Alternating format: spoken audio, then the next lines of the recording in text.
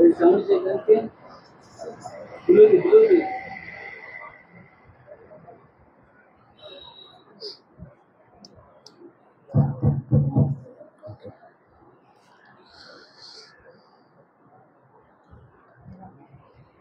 ఉదయకాల సమయంలో ప్రభుని ఆరాధించక మునుపు పరిశుద్ధ గ్రంథంలో నుండి కొన్ని లేఖన భాగాలు చదువుకుందాం.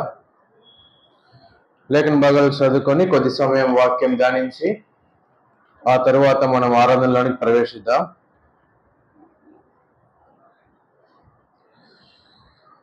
యోహాను సువార్త 20వ అధ్యాయము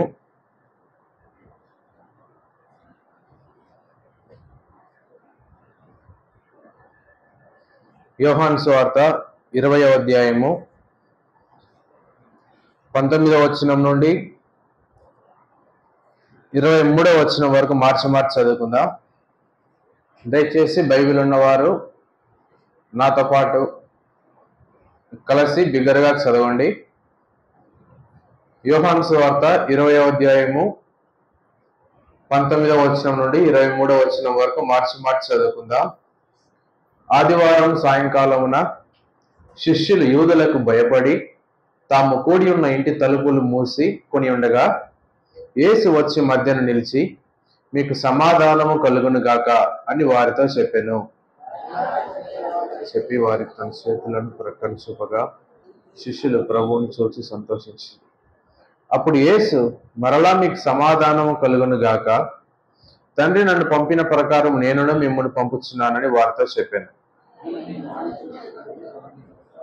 పరిశుద్ధాత్మ పొందుడు.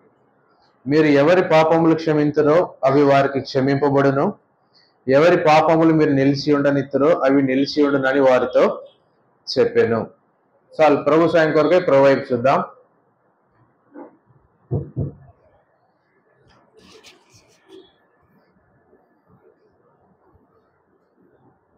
ప్రేమలు మా పరలోకపు తండ్రి, పరిశుద్ధుడు అయిన దేవా, యేసు ప్రభువారి పరిశుద్ధమైన శ్రేష్టమైన ఘనమైన నామమున ప్రభుది నాయన నీ మందిరావరణంలో చేరి నీ నామం స్తుతించుటకు, గణపరచుటకు, నేను హెచ్చించి పూజించుటకు మాకు ఇచ్చిన గొప్ప తరుణము భాగ్యమును బట్టి నీకు కృతజ్ఞతాస్తుతులు చెల్లించుకొనిచున్నాం. పాపులమైన మమ్మల్ని ప్రేమించి మీ ప్రియకుమారుడైన యేసు ప్రభువారిని పాప శరీరాకారంతో ఈ లోకమునకు పంపి మా శిక్ష అంతయు తన మీద వేసుకొని మా కొరకై సిలువలో శ్రమలు, నిందలు, అవమానాలు పొంది మా కొరకై రక్తం కార్చి ప్రాణం పెట్టి మరణించి సమాధి చేయబడి తిరిగి లేచినందుకై నీకు స్తోత్రములు. మీ యొక్క బలియాగము ద్వారా మాకు ఇచ్చిన గొప్ప రక్షణను బట్టి నీకు స్తుతించుచున్నాం. మీ రక్తము ద్వారా మా ప్రతి పాపమును కడిగి పరిశుద్ధపరిచినారు, పవిత్రులుగా చేసినారు తండ్రి, నీతిమంతులుగా తీర్చినారు. నేను తండ్రి అని పిలిచే భాగ్యం మాకు అనుగ్రహించినారు. రాజులని యాజక సమూహము దేవుని సొత్తైన ప్రజలతో చేరి మా తండ్రిని, మా ప్రభువుని ఆరాధించే ఆరాధికులంగా మమ్మల్ని మార్చినని మహాప్రేమను బట్టి తలవంచి నీకు నమస్కరించుకొనిచున్నాం. ఈ ప్రభు దినాన ఇలాగో తిరిగి నీ సన్నిధిలోనికి చేరి వచ్చి నిన్ను ఆరాధించే ధన్యత, ఇట్టి స్వేచ్ఛ, స్వాతంత్రం మీరు మాకు అనుగ్రహించినందుకై నీకు స్తోత్రములు. పాటల ద్వారా మహిమ పొందినందుకై నీకు స్తోత్రాలు. పాటలు పాడుట ద్వారా మాకు ఇచ్చిన ప్రోత్సాహము, పురుకొల్పును బట్టి కూడా నీకు స్తోత్రములు. తిరిగి నిన్ను సంఘంగా, సమాజంగా నిన్ను ఆరాధించుటకై మాకు అనుగ్రహించిన లేఖన భాగాన్ని బట్టి నీకు స్తోత్రాలు. దీవించుము, మా అక్కరకలది మీరు మాకు పంచిపెట్టము. మీరు అనుగ్రహిస్తేనే తప్ప మేమేమీ పొందలేము కనుక దయతో మీరు మాతో మాట్లాడము. ఆత్మతో, సత్యంతో, యథార్థంగా ఆరాధించుటకు మా ఆత్మలను మీరు సిద్ధపరచమని ప్రార్థిస్తా ఉన్నాం. మా ఆత్మలకు మీరు పరిచర్య చేయమని ప్రార్థిస్తా ఉన్నాం. నిలబడిన దాసుని ఒట్టివాడను, మంటివాడను, ఏమీ లేనివాడను సంపూర్ణంగా ఖాళీ చేసి అవసరమైన మాటలు నా నోట ఉంచి మీరే మహిమ, ఘనత, ప్రభావాలు పొందమని ప్రార్థిస్తా ఉన్నాం. వచ్చిన ప్రజలైన వారందరిని బట్టి కూడా నీకు స్తోత్రాలు. ఇంకా రావాల్సిన వారిని త్వరపెట్టి తీసుకొని రమ్ము. ఆలస్యం కలగకుండా శత్రుకార్యాలు లయపరచమని ప్రార్థిస్తా ఉన్నాం. కరెంటు, మైక్ తండ్రి ఏవి కూడా మమ్మల్ని ఆటంకపరచకుండా, చుట్టుపక్కల కూడా ఎలాంటి ఆటంకము లేకుండా చక్కగా తండ్రి ఈ ఆరాధన కార్యక్రమం అంతా జరుగునట్లు సహాయం చేయమని, ఈ సమయం అంతా మాకు దీవెనకరంగా ఉంచమని మా ప్రభు, మా రక్షకుడైన యేసు ప్రభువారి శ్రేష్టమైన నామమున స్తుతించి ప్రార్థించి వేడుకొంచున్నాం తండ్రి. ఆమేన్.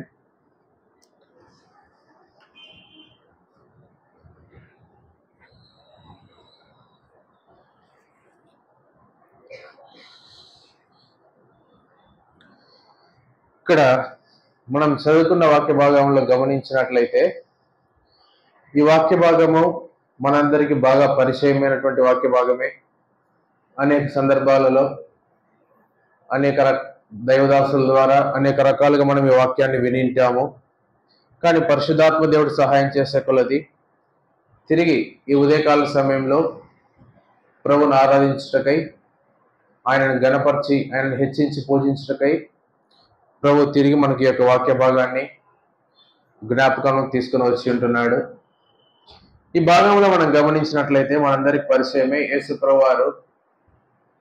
ఆయన పరలోకం పొందినటువంటి దేవుడు, గొప్ప దేవుడు, మహాపరిశుద్ధుడైనటువంటి దేవుడు, అత్యున్నతమైన సింహాసనమందు ఆసీనుడైనటువంటి దేవుడు. అంత గొప్ప దేవుడు తన స్వరూపమందు తన పోలిక చొప్పున చేయబడిన మానవులైన మనలను ప్రేమించి మనము తప్పిపోవుట చూచి, పాపంలో పడిపోవుట చూచి, నిత్య నరక శిక్షకు పాత్రలమై ఉండుట చూచి మనలను ఎంతగానో ప్రేమించి ఏ విధం చేతనైనా పాపం నుండి, శాపం నుండి, శత్రుని యొక్క బంధకాల నుండి విడిపించాలని, ఆ ఉగ్రత నుండి తప్పించాలని, నిత్య నరక శిక్ష నుండి మనల్ని తప్పించాలని ఆయన ఇష్టపడినటువంటి వాడై తన ప్రియకుమారుడైన యేసు ప్రభు వారిని ఈ లోకంలోకి ఆయన మానవ రూపంలో పంపినట్టు వాడుగా ఉంటున్నాడు. ఆయన ఈ లోకంలో వచ్చిన తర్వాత పేద కుటుంబంలో కన్యక గర్భాన జన్మించినాడు. పేద కుటుంబంలో 30 సంవత్సరాలు పెరుగుతూ వచ్చినాడు. 3.5 సంవత్సరాలు ప్రపంచాన్ని తలకిందులు చేసేటువంటి పరిచర్యాన్ని చేస్తూ వచ్చినాడు.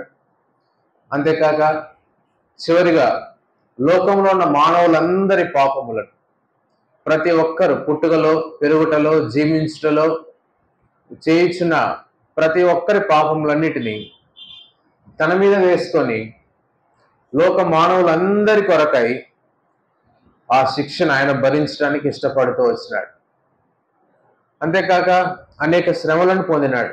అనేకమైన నిందలు, అవమానాలు, తృణీకారాలు, ఎదిరింపులు, అనేక విధాలుగా ఆయన హింసించబడుతూ వచ్చినాడు.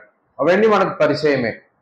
అంతేకాక శిలువలో 3 మేకుల మధ్య ఆయన వేలాడుతూ వచ్చినాడు. కొరడాలతో ఆయన్ని కొట్టినారు, ముఖం మీద ఉమ్మి వేసినారు, ఆయన వెంట్రుకలు పీకుతూ వచ్చినారు, ఆయనను వస్త్రము కప్పి గుద్ది, నేను గుద్దినవాడెవరో ప్రవచింపమని చెప్పినారు. ఇంకా చూస్తే చిత్రహింసలు ఆయనకు పెడుతూ వచ్చినారు. తల మీద ముళ్ళ కిరీటం పెట్టినారు. చివరిగా శిలువకు 2 చేతులలో, కాళ్ళలో మేకులతో ఆయన వేలాడదీయబడుతూ వచ్చినాడు. ఆయన రక్తమంతా కారిపోతూ వచ్చింది. ఒక్క బొట్టు రక్తం కూడా తన దేహంలో ఆయన ఉంచుకోలేదు. మొత్తము కార్చివేసినాడు. తర్వాత చివరకు నీళ్లు కూడా వచ్చినాయి. ఆ తర్వాత ఆయన చనిపోయినాడు. చనిపోయి సమాధి చేయబడి పాతి పెట్టబడుతూ వచ్చినాడు. ఇంతవరకు ఏముండింటే ఈ దినాన మనం ఇలా చేరి వచ్చి ప్రభువును ఆరాధించుటకు, ఆయనను గణపరచుటకు ఇలాగ మనము సమాజంగా చేరి వచ్చి ఉండే అవసరత ఉండిండేది కాదు. ఎందుకంటే భూమి మీద పుట్టిన ప్రతి మానవుడు తాను పుట్టుతున్నాడు, పెరుగుతున్నాడు, తాను లోకంలో జీవిస్తున్నాడు. తను జీవించినంత కాలం అది 50 సంవత్సరాలు కావచ్చు, 60, 70, 80 సంవత్సరాలు ఎంతైనా కావచ్చు, చిన్నవారైనా కావచ్చు, 10 సంవత్సరాలు, 20 వయసు ఎంతైనా కావచ్చు.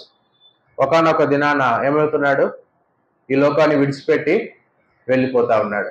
విడిచిపెట్టి తర్వాత సాధారణంగా మనం గమనించినట్లయితే ఆ చనిపోయిన ఆ దేహాన్ని తీసుకుని వెళ్ళి ఏం చేస్తాం, పాతి పెడతాం. అది సాధారణంగా భూమి మీద పుట్టిన ప్రతి ఒక్క మానవునికి జరిగేటువంటి ప్రక్రియ. అది అంతటితోనే ముగిసిపోతుంది. కానీ ఇక్కడ యేసుప్రభువు వారు కూడా మరణించిన తర్వాత సమాధి చేయబడి పాతి పెట్టబడినాడు. సాధారణంగా అనుకోవచ్చు అందరు మానవుల వల్లే పాతి పెట్టబడినారు కదా, ఇంకా తేడా ఏముంది అని. కానీ ఇక్కడే ఉంది. ఏమిటంటే మానవులు పాతి పెడితే అలాగే ఉంటారు. కొన్ని దినాలకు మొదట వెంట్రుకలన్నీ ఊడిపోతాయి, చర్మం అంతా ఊడిపోతుంది, దేహంలో ఉన్న ఈ కండరాలు భాగం అంతా కుళ్ళిపోతా ఉంది, పురుగులన్నీ తినేస్తాయి, అవయములన్నీ ఒక్కొక్కటిగా దెబ్బతింటూ ఉంటాయి. చివరిగా కొన్ని నెలలు, 1 సంవత్సరాల తర్వాత చూస్తే కేవలం ఎముకలు మాత్రమే మిగిలి ఉంటాయి. కానీ ఇక్కడ ఒక వ్యక్తి, ఆయన కూడా పాతి పెట్టబడినాడు, శిలువలో మరణించి. ఆయన పేరు యేసుక్రీస్తు ప్రభు. ఆయన అలాగే పాతిపెట్టి ఉండలేదు. ఆయన దేహం కుళ్ళిపోలేదు. ఆయన అవయవాలు ఒక్కొక్కటిగా మట్టిలో కలిసిపోలేదు. కారణం ఏమిటి అంటే ఆయనలో ఏ పాపము లేదు.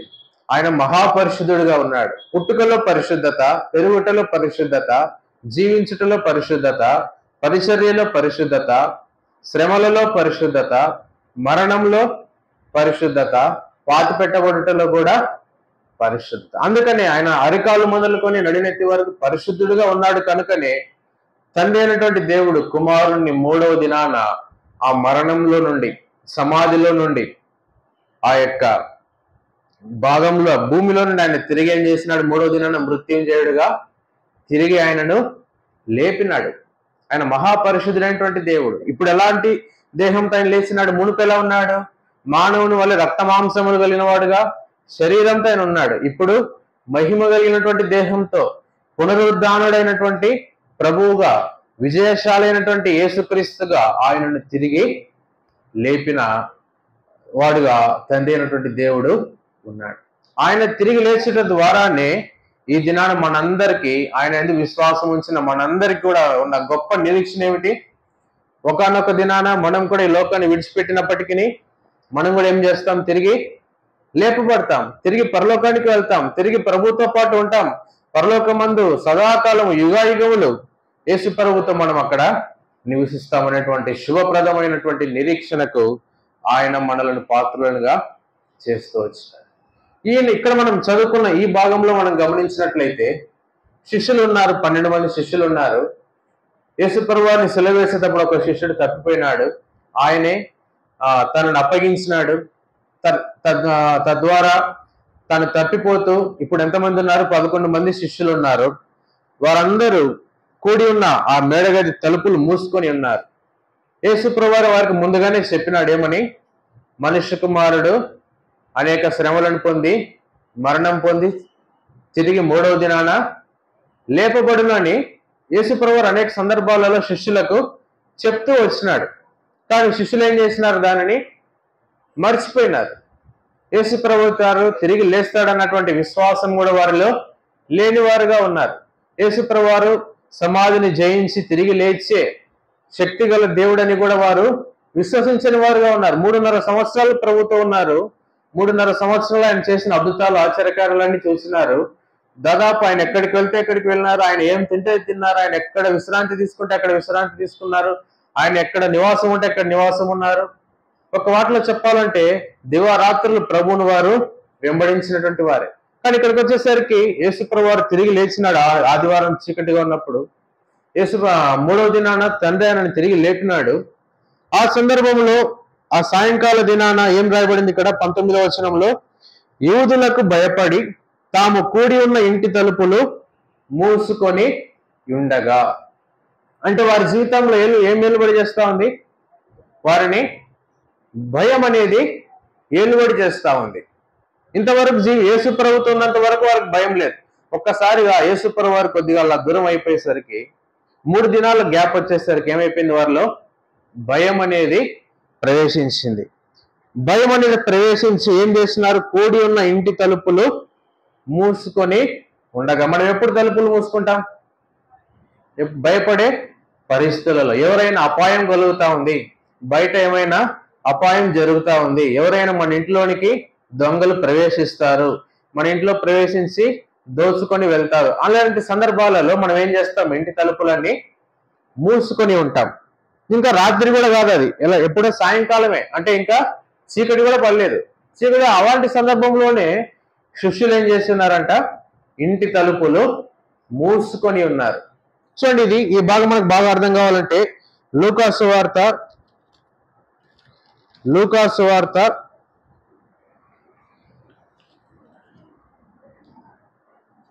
24వ అధ్యాయము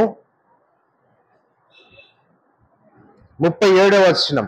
లూకాసు వార్త 24వ అధ్యాయము 37వ వచనం. అయితే వారు దిగులు పడి భయాక్రాంతులై భూతము తమకు కనబడనని తలంచిరి. అప్పుడు ఆయన, మీరెందుకు కలవరపడుచున్నారు? మీ హృదయములలో సందేహములు పుట్టనేలా. చూడండి, వాళ్ళ హృదయాలన్నీ ఎలా ఉన్నాయి? దిగులతో ఉన్నారు, భయక్రాంతులుగా ఉన్నారు. ప్రభు వచ్చినప్పుడు భూతం కనపడింది అనుకుంటున్నారు, కలవరంతో ఉన్నారు, వారి హృదయాలన్నీ సందేహాలతో ఉన్నాయి. ఇన్ని భయంకరమైనటువంటి పరిస్థితులతో వారి హృదయం నింపబడింది కనుకనే వారు కూడి ఉన్న ఇంటి తలుపులు ఏం చేసుకుని ఉన్నారు? వాళ్ళు మూసుకొని ఉన్నారు. సాధారణంగా చూస్తే యేసు ప్రభు వారి పట్ల చేసిన కార్యమును బట్టి, వారు ప్రభుతో సంచరించిన దినాలన్నిటిని బట్టి, ప్రభుతో వారికి ఉన్న సంబంధాన్ని, వారికి ఉన్న సహవాసాన్ని బట్టి వారు ఇంకా ధైర్యంగా తలుపులు తెరుచుకొని ఉండాలి. ప్రభు తిరిగి లేస్తాడు, మా ప్రభువుని మేము చూడాలి, ఆ పునరుద్ధరణైన ప్రభువుని మేము ఎదుర్కోవాలని వాళ్ళు ఇంకా ఎదురు చూడాల్సింది పోయి వారు ఎంతో పడిపోయినటువంటి స్థితిలో ఉంటూ వచ్చినారు. ఇది మన జీవితం కూడా అలాగే ఉంటా ఉంది. ప్రభువుని ఎరిగి ఉన్నాం, ప్రభుత్వ సహవాసం కలిగి ఉన్నాం, అనేక సందర్భాలలో ప్రభువుని మనం అనుభవించినాం, అనేక అద్భుతాలు ఆశ్చర్యకారాలు మన జీవితాల్లో పొందుకుంటూ వచ్చినాం.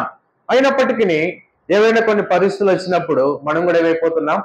భయపడుతున్నాం, దిగులు పడుతూ ఉంటాం, కృంగిపోతూ ఉంటాం, కలవరపడుతూ ఉంటాం, రకరకాలైన అనుమానాలు. వారి చూడండి, ఈలాగా మాట్లాడుచుండగా ఆయన వారి మధ్యను నిలిచి, ప్రభు యేసు ప్రభు వారు పునరుద్ధరణుడై తిరిగి లేచి వారి మధ్యకు వస్తే వాళ్ళు ఏమంటున్నారు? భూతము తమకు కనబడినని తలంచిరి. ప్రభు చూడండి, అలాంటి పరిస్థితులలో ఉన్నప్పుడు యేసు ప్రభు ఎందుకు వచ్చినాడు చెప్పండి వారి మధ్యకు? ఆయనకు రావాల్సిన అవసరత లేదు, కానీ దేవుడు తనను వారికి అప్పగించినాడు కనుక వారు అలాంటి పరిస్థితిలో ఉండుట చూసి వారిని అలాగే విడిచిపెట్టుట ఆయనకు ఇష్టం లేదు. సరే, వారు భయంతో ఉన్నారు, కలవరంతో ఉన్నారు, నన్ను మర్చిపోయినారు, నేను తిరిగి లేస్తానని విశ్వాసం కూడా వారిలో లేదు, నన్ను ఎదుర్కోవడానికి కూడా వారు రాలేదు, నేనెందుకు వారి యొద్దకు వెళ్ళాలా? వారికి ఎందుకు నేను వాళ్ళ భయాన్ని, కలవరాన్ని అవన్నీ నేను ఎందుకు పోగొట్టాలా?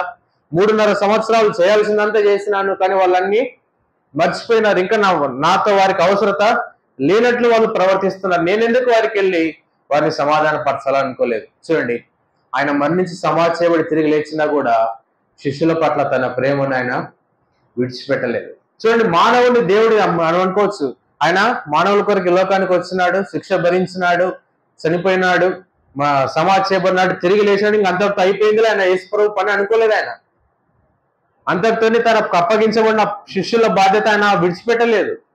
ఆయన తిరిగి లేచినా కూడా వారు అలాంటి భయంకరమైన స్థితిలో ఉండుట చూసి వారిని అలాగే విడిచిపెట్టుట ఆయనకు ఎంత మాత్రమో ఇష్టం లేదు. చూడండి, దేవుని ప్రేమ ఎంత గొప్పది. తనను మర్చిపోయిన వారి యొద్దకు, తనను గుర్తుపట్టని వారి యొద్దకు, తను తిరిగి లేస్తాడని విశ్వసించిన వారి యొద్దకు కూడా ఆయన ప్రభు మరలా వచ్చి వాళ్ళకి ఏమంటున్నాడు? మీకు సమాధానము కలుగునుగాక.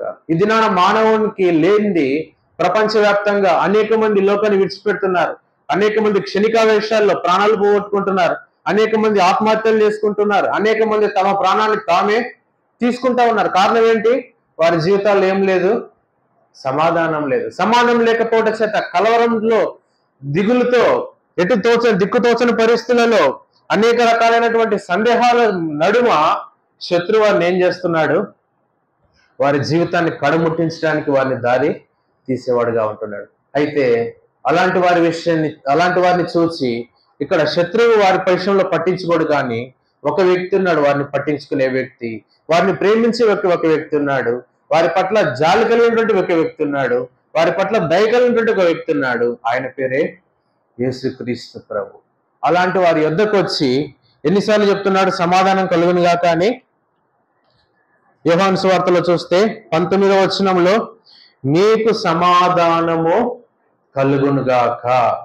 మళ్ళా 21వ వచనం, యేసు మరలా మీకు సమాధానము కలుగునుగాక. చూడండి, ఒక్కసారి ఇవ్వట్లేదు సమాధానం, 2 సార్లు వాళ్ళకి సమాధానం ఇస్తా ఉన్నాడు. అంటే వారికి ఒక్కసారి దేవుడిచ్చే సమాధానం వారికి సరిపోలేదు, 2 అంతల సమాధానం. ఇది మన జీవితాల్లో కూడా చూసినట్లయితే మనం కూడా అనేక రకాలైనటువంటి పరిస్థితులలో ప్రభువుని మర్చిపోయి, ప్రభువుకు దూరం అయిపోయి, ప్రభువుని విడిచిపెట్టి కలవరాలు, దిగుళ్ళు, బాధల చేత, కుటుంబ బాధ్యతలలో, కుటుంబంలో ఒక్క వ్యక్తి దేవుడు సరిగా లేకుండా ఆ కుటుంబం ఎంతో భయంకరంగా ఉంటుంది, ఎంతో నరకంలా ఉంటుంది. అలాంటి ఆర్థిక సమస్యలు, పిల్లల చదువుల సమస్యలు, పిల్లల భవిష్యత్తు కొరకైనటువంటి సమస్యలు, కుటుంబంలో సమస్యలు, ఇంకా సమాజంలో సమస్యలు, ఇంకా అనేక రకాలైనటువంటి సమస్యలతో బాధపడుతున్నావేమో. అలాంటి పరిస్థితుల్లో ప్రభు మనల్ని ఎంత మాత్రము మనల్ని విడిచిపెట్టే దేవుడు కాదు. ఆయన మనల్ని అలాగే చూచి మౌనంగా ఉండేటువంటి దేవుడు కాదు. ఆయన మన ఎద్దకు వచ్చినాడు. ఈ దినాన మనతో కూడా మాట్లాడుతా ఉన్నాడు. ఏమని? మీకు సమాధానము కలుగునుగాక. ప్రభు మనకు సమాధానం ఇవ్వాలని కోరుతా ఉన్నాడు. కనుక మనం ప్రభువును ఆరాధించవలసిన కారణం ఏమిటంటే, ఇలాంటి భయంకరమైనటువంటి స్థితిలో మనల్ని ప్రేమించి మన యొద్దకు వచ్చి మన యందు జాలిపడి మనతో మాట్లాడి మన హృదయాలను కలవరపడే వాటన్నిటి నుండి తొలగించి మనకేమిచ్చినాడు? ఆయన సమాధానం ఇచ్చినాడు. ఈ దినాన ప్రభు సమాధానం ఇవ్వడానికి బట్టే ఈ దినాన మనం ఆరాధించటకే ఇలాగ ఆయన ఇంటిలోనికి చేరి వచ్చినాం. సమాధానం లేకుండా మనం ఎక్కడికి వెళ్ళలేం. ఊహించండి, మీరు ఏదైనా ఒక బాధలలో దిగులు చేత కృంగిపోయి నిరాశలో ఉన్న పరిస్థితులలో మీరు దేవుని మందిరానికి రాగలరా? లేక ఎక్కడికైనా వెళ్ళగలరా? ఏ పనైనా చేసుకోగలరా? దేని మీదైనా మీ దృష్టి పెట్టి కాన్సన్ట్రేట్ చేయగలరా? దేన్ని కూడా చేయలేం మనం. కానీ దినాన మనం ఇంత సంతోషంగా ఇంత ఆనందంగా దేవుని ఇంటిలోనికి వచ్చి పాటలు పాడుకుంటూ దేవుని స్తుతించి దేవుని గణపరచి దేవుని ఆరాధించడానికి ఇలా చేరి వచ్చి ఉన్నాము అంటే దీని అంతటి కారణం దేవుడు మనకు అనుగ్రహించిన సమాధానాన్ని బట్టి. ఆయన మనకు సమాధానకర్త అయిన దేవుడుగా మన జీవితాలలో ఆయన ఉండి మనకు సమాధానాన్ని అనుగ్రహించట చేత ఈ దినాన మనం ఆరాధించటకై మనము చేరి వచ్చినాం. ఆ దినాన శిష్యులను విడిచిపెట్టలేదు, ఈ దినాన మనల్ని కూడా ఆయన విడిచిపెట్టలేదు. చూడండి, ఇంకా మనకి ఏమేమి ఆధిక్యతలు ఇచ్చినాడో కింద చూస్తే 22వ వచనం. ఆయన ఈ మాట చెప్పి వారి మీద ఊది పరిశుద్ధాత్మను పొందుడి. రెండవదిగా మనకు సమాధానం ఇవ్వడం మాత్రమే కాకుండా రెండవదిగా మనకి ఇచ్చిన ఆశీర్వాదం ఏంటి? పరిశుద్ధాత్మ అనే వరాన్ని దేవుడు మనకు అనుగ్రహించినాడు. ఈ పరిశుద్ధాత్మ దేవుడిని మనం కలిగి ఉండటం అనేది అంత సామాన్యమైన విషయం కాదు. ఇది అందరిలో పరిశుద్ధాత్మ దేవుడు నివసించాడు. లోకంలో ఉన్న మానవులందరిలో లేక మన ఇరుగు పరివారులు అయితేనేమి దారిలో వెళ్ళే వారందరిలో పరిశుద్ధాత్మ దేవుడు నివసించాడు. ఎవరైతే పాపములు ఒప్పుకొని ఆయన రక్తం చేత కడుగబడి పరిశుద్ధులుగా నీతిమంతులుగా తీర్చబడతారో, ఎవరైతే బాప్తిసంలో సాక్ష్యం ఇస్తారో వారిలో ఏ వరం ఇచ్చినాడు దేవుడు? పరిశుద్ధాత్మ వరం. అందుకని అంటాడు ఈ సువార్తలలో మనం ఏం చూస్తాం? నేను వెళ్ళి మీకు వేరొక ఆదరణకర్తను మీకు పంపుతున్నాను, ఆయన మిమ్మును నడిపిస్తాడు. ఇది నా పరిశుద్ధాత్మది. భౌతికంగా యేసుప్రభువు మన మధ్యలో లేడు, కానీ ఎక్కడున్నాడు? మన హృదయాలలో పరిశుద్ధాత్మ దేవుడిగా మనలో నివసిస్తా ఉన్నాడు. మనం ఏం చేయాలో మనకు బోధిస్తా ఉన్నాడు. కష్టాలు వస్తాయనుకోండి, వెంటనే ఆయన సన్నిధికి వెళ్తే పరిశుద్ధాత్మ దేవుడు మనతో మాట్లాడి మనల్ని ఏం చేస్తున్నాడు? ఆదరిస్తా ఉన్నాడు, మనల్ని ధైర్యపరుస్తా ఉన్నాడు. కురింగిపోయినాం అనుకోండి, ప్రభువా నా పరిస్థితి అలా చెప్తే వాక్యం ద్వారా నేను మాట్లాడతాడు, ప్రార్థనలో నేను మాట్లాడతాడు, పరిశుద్ధాత్మ దేవుడిగా మనలో ఉండి మనతో మాట్లాడతాడు, మనకు నెమ్మదిస్తాడు, మనకు సంతోషాన్ని ఇస్తున్నాడు, మనకు సమాధానం ఇస్తాడు. ఇవన్నీ ఎవరు చేసే కార్యం? ఇవన్నీ మనలో ఉన్న పరిశుద్ధాత్మ దేవుడే. పరిశుద్ధాత్మ దేవుడు మనలో లేకుండా ఉండింటే మనం ఏదైనా ఎప్పుడో మనము లయమైపోయేటువంటి వారు. కనుక దేవుడు మనకు అనుగ్రహించిన రెండవ ఆశీర్వాదము పరిశుద్ధాత్మ దేవుణ్ణి మనకు అనుగ్రహించినాడు. మూడవదిగా చూస్తే మీరు ఎవరి పాపములు క్షమించునో అవి వారికి క్షమింపబడును. చూడండి, మూడవ అధికారం ఏమి ఇచ్చినాడు మనకు? ఎవరి పాపాలు మనం క్షమిస్తే అవి ఏమైపోతాయంటే వాళ్ళకు క్షమిస్తాయి. యేసుప్రభువు వారి భూమి మీద ఉన్నప్పుడు ఒక మాట చెప్పినాడు, ఏమని?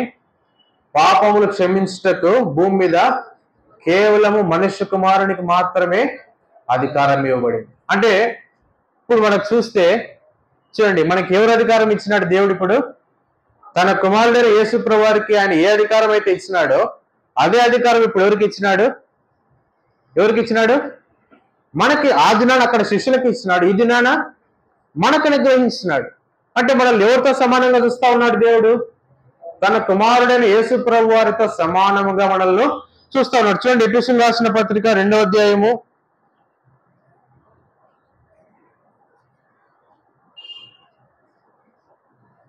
7వ వచనం. 2వ అధ్యాయము 7వ వచనం. క్రీస్తు యేసునందు మనలను ఆయనతో కూడా లేపి పరలోకమందు ఆయనతో కూడా కూర్చుండబెట్టాను. 5వ వచనం, ఆఖరి భాగం. ఆయన చూపిన తన మహాప్రేమ చేత మనల్ని క్రీస్తుతో కూడా బ్రతికించను. చూడండి, ఇవన్నీ భాగాలు చూస్తే క్రీస్తుతో కూడా బ్రతికించను, క్రీస్తుతో కూడా లేపెను, క్రీస్తుతో కూడా కూర్చుండబెట్టాను. ఇవన్నీ మనకు దేన్ని సూచిస్తా ఉన్నాయి? ఆయన దృష్టిలో మనం దేవుడితో సమానంగా ఉన్నాం. తన కుమారుడైన యేసుప్రభువు వారు ఆయనకి ఎంత ప్రేమ కలిగి ఉన్నాడో, ఆయన ఎలాంటి వాడుగా ఉన్నాడో, మనం కూడా అంతటి సమానంగా మనం ఉన్నాం. ఊహించండి, తల్లిదండ్రులు ఉన్నారనుకోండి, వాళ్ళ పిల్లలు ఉంటారు. అనేక మంది ఎక్కడికైనా ఒక ఫంక్షన్కి వెళ్తాము, ఎక్కడికైనా ఏదైనా పార్టీకి వెళ్తాము, మన పిల్లలు ఉంటారు, అనేక మంది రకరకాలైన పిల్లలు ఉంటారు. ఎవరిని ఎక్కువ ప్రేమిస్తారు? ఎవరిని ఎక్కువ ప్రేమిస్తారు మీరు? ఏ తల్లిదండ్రులు వారి పిల్లలను ప్రేమిస్తారు. మీ పిల్లలు ప్రేమించినంత సమానంగా పక్కవారి పిల్లలు ప్రేమిస్తారా? ఎంత బంధువులైనా, ఎంత రక్త సంబంధికులైనా మీ పిల్లలకి ఇచ్చినంత ప్రాధాన్యత వాళ్ళకి ఇస్తారా? మీ పిల్లలతో సమానంగా వాళ్ళని చూస్తారా? మీ పిల్లలకు తీసించినన్ని డ్రెస్సులు, మీ పిల్లలకు ఖర్చు పెట్టినంత డబ్బు వాళ్ళకి ఖర్చు పెడతారా? పెట్టాం. కానీ ఇక్కడ ఒక వ్యక్తి ఉన్నాడు, పరలోకమందు దేవుడు ఉన్నాడు, ఆయన మహా పరిశుద్ధుడైనటువంటి దేవుడు. ఆయన తన కుమారునితో సమానంగా మనం చూస్తూ ఉన్నాడు. తన కుమారుడు అంటే ఆయన మహాపరిశుద్ధుడు, ఆయనకు మనకు సంబంధమే లేదు. అందుకని కీర్తనకారుడు అంటాడు, నువ్వు మనుషుని జ్ఞాపకం చేసుకున్నటకు వాడేపాటి వాడు, నువ్వు నరపుత్రుని దర్శించుటకు వాడేపాటి. అసలు ఎన్నికలేనటువంటి వారం, మంటి పురుగు లాంటి వారం అయినప్పటికీ నీ దేవుడు మనల్ని ప్రేమించి తన కుమారుడైన యేసు ప్రభువుతో సమానంగా మనల్ని చూస్తా ఉన్నాడు. ఆహా, ఎంత గొప్ప ప్రేమ, ఎంత గొప్ప ఆధిక్యత, ఎంత గొప్ప అధికారాన్ని దేవుడు మనకు అనుగ్రహిస్తా ఉన్నాడు. ఇంకా ఏమి ఇచ్చినట్టు చూడండి. ఇంకా 26వ వచనం కింద భాగంలో చూస్తే, తోమా భాగం మనం గమనించినట్లయితే సమయాదుబాటును బట్టి త్వరగా ముందుకెళ్దాం. తోమా యేసుప్రభువు వారు శిష్యులను దర్శించినప్పుడు వారిలో ఎవరు లేరు? తోమా లేడు. అయితే తోమా తర్వాత వచ్చిన తర్వాత శిష్యులు ఆ భాగాన్ని, ఆ విషయాన్ని ఆయనకు చెప్పినప్పుడు తోమా ఏమంటాడు? నా చూచి ఆయన మేకుల గుర్తును చూచి నా వ్రేలు ఆ మేకుల గుర్తులో పెట్టి నా చేయి ఆయన పక్కలో ఉంచితేనే గాని నేను నమ్మను. సాధారణంగా 11 మంది శిష్యులు ఉన్నారు, ఊహించండి. 12 మంది శిష్యులలో యూదా వెళ్ళిపోయినాడు. ఈ యేసుప్రభువు వారు ఇక్కడ వారిని దర్శించినప్పుడు ఎంతమంది ఉన్నారు? 10 మంది శిష్యులు. తోమా లేడప్పుడు. అంటే మనకు ఎంతమంది ఉంటారో మనకు కరెక్ట్ గా తెలియదు. మనకు తెలిసినంత వరకు 10 మంది శిష్యులు ఉన్నారనుకోండి. వారిలో 11 మందిలో తోమా లేడు, మిగిలిన 10 మంది ఉన్నారు. 10 మంది కలిసి ఒక విషయాన్ని దృఢంగా చెప్తే ఒక వ్యక్తి నమ్ముతాడా, నమ్మడా? సాధారణంగా మనం 10 మందిని కలిసి ఏదైనా ఒక విషయాన్ని చెప్తే ఆ విషయాన్ని నమ్ముతారా, నమ్మరా? 10 మంది చెప్పినారు కాబట్టి ఖచ్చితంగా ఏం చేస్తారు? ఏదో ఒకళ్ళు ఇద్దరు చెప్తే నమ్మకపోవచ్చు, కానీ 10 మంది ఒకే మాట మీద ఉన్నారంటే దాన్ని నమ్మవచ్చు. కానీ ఇక్కడ తోమా ఏం చేస్తున్నాడు? 10 మంది చెప్తున్నారు, మేము ప్రభుని చూచినాము, పై విషయాలని చెప్పింటారు. దేవుడు మాకు 2 అంతల సమాధానం ఇచ్చినాడు, ఇంకా మామూలు పరిశుద్ధాత్మని వరాన్ని ఇచ్చినాడు, ఇంకా పాపములు క్షమించే అధికారాన్ని ఇచ్చినాడు, తిరిగి దేవుడు మన యొద్దకు వచ్చినాడు, మేము సజీవుడైన ప్రభుని చూచినాము అని చెప్పినా కూడా తోమా ఏం చేస్తున్నాడు? ఇక్కడ నమ్మట్లేదు. ఇంకా ఆయన ఏమంటున్నాడు? ఆయన మేకుల గుర్తులలో నా వేలు పెట్టి ఆయన పక్కలో అంటే ఇంకా తోమలో ఉన్న స్వభావం ఏంటి చూడండి. మనకు ఏదైనా గాయం అయింది అనుకోండి, ఆ గాయంలో మన వేలు పెడితే ఏమవుతుంది? ఇంకా బాధ కలుగుతుంది. గాయం ఏమవుతుంది? ఇంకా పెద్దగా అవుతుంది. అంటే తోమలో ఉన్న మనస్తత్వం ఎలాంటిది? ఇంకా ప్రభువును చూడు, 3.5 సంవత్సరాల ప్రభుతో తిరిగి ఇదేనా తోమా నేర్చుకునింది?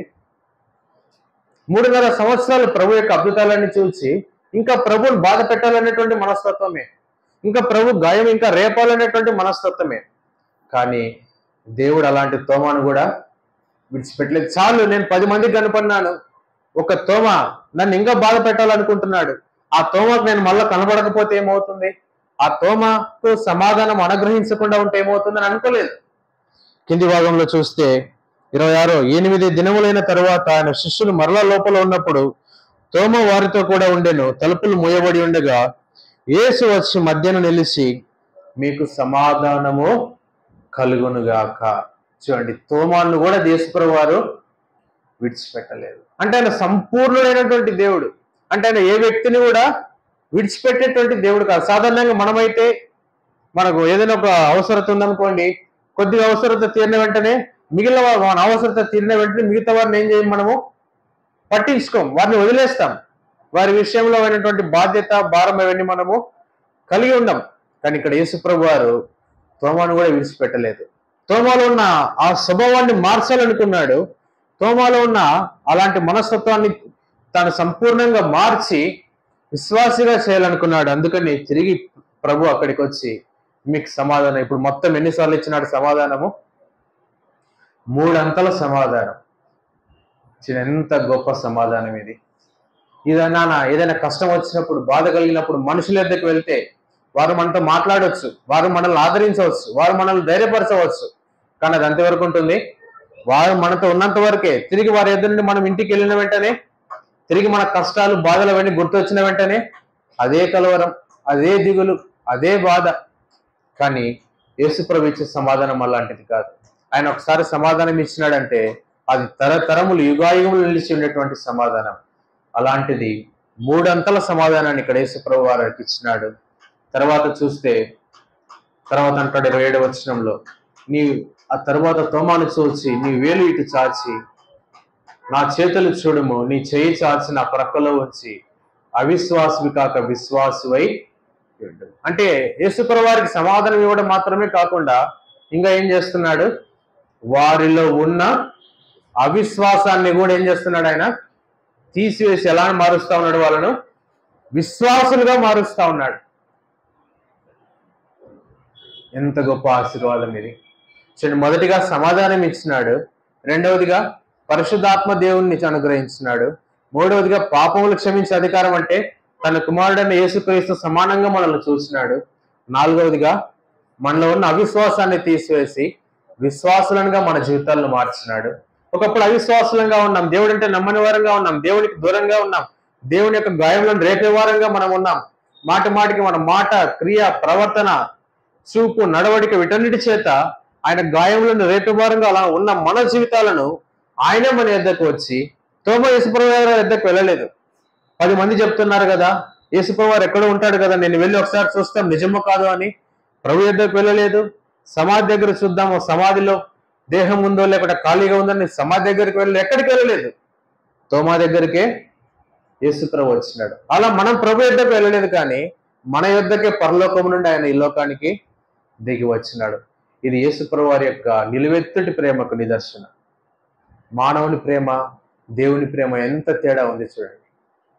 ఇంకా నాలుగవదిగా విశ్వాసులనుగా మనల్ని ఆయన చేస్తా ఉన్నాడు. చివరిగా చూస్తే 5వదిగా మార్కు సువార్త 16వ అధ్యాయము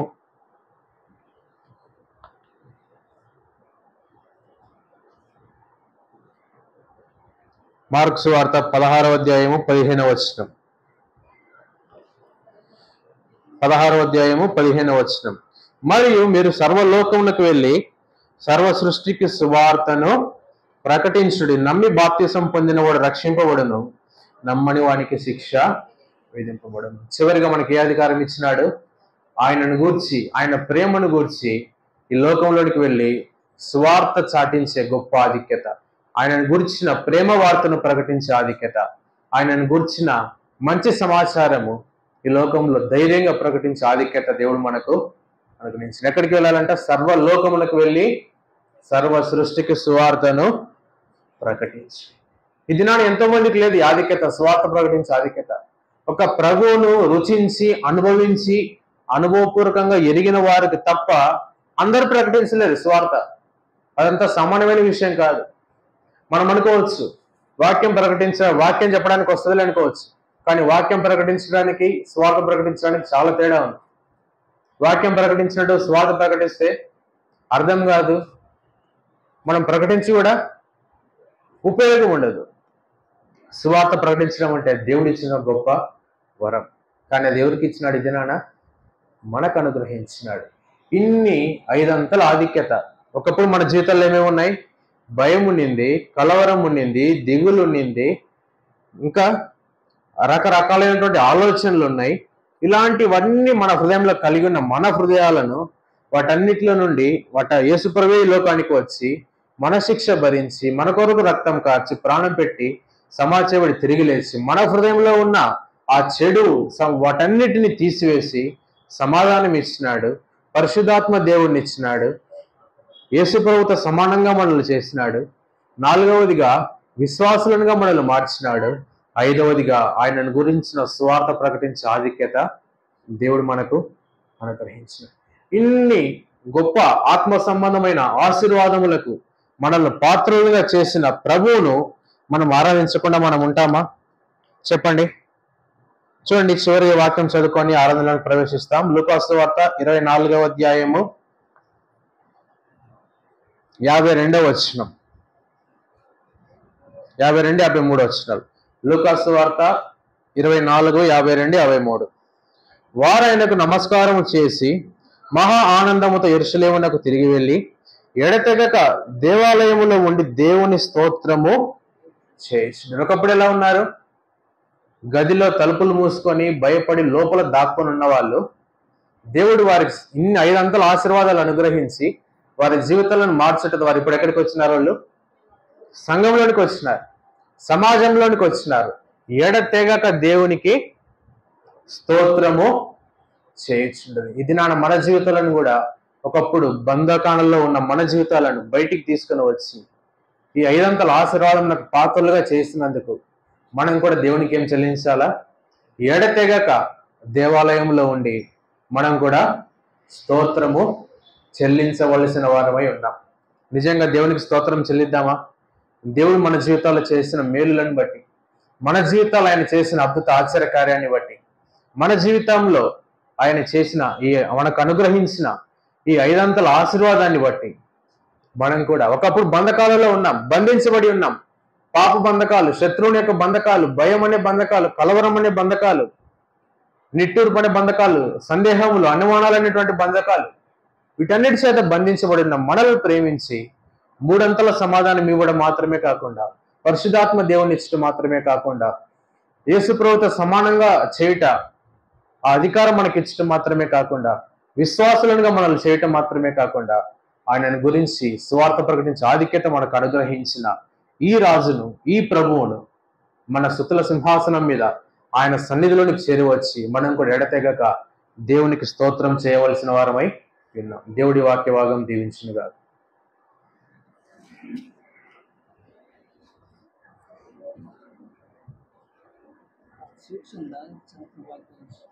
అలా షీట్ లేదు.